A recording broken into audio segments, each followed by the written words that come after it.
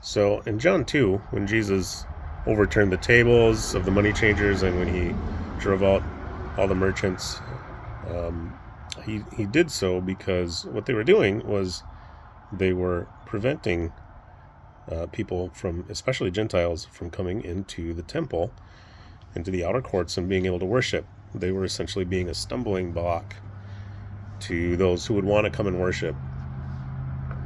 So I asked the question earlier this week,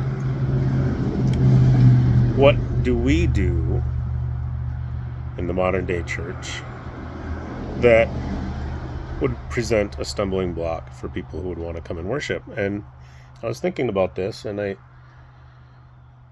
wonder if in many ways, at least in the American church, that we have made it too easy, too accessible for people to come and worship. Or I shouldn't say too accessible, so accessible that people have forgotten, that we have forgotten what the purpose of worship is, what it looks like, what true worship is. And so we think that worship means coming to church on a Sunday morning for an hour, singing a few songs played by a band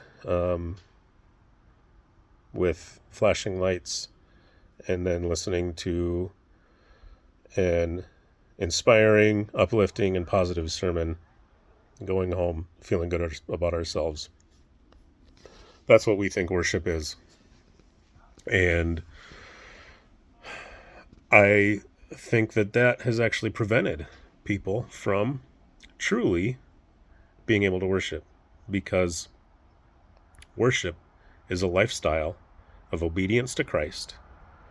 And when we come on a Sunday morning to gather together and we sing songs, we should be doing so in humility and in reverence. When we hear the word, we should let it penetrate our hearts and expose where we lack, and recognize that it's only because of God's grace that we can do anything at all, and allow His grace to spur us on and enable us towards good works. And that's a lifestyle of worship.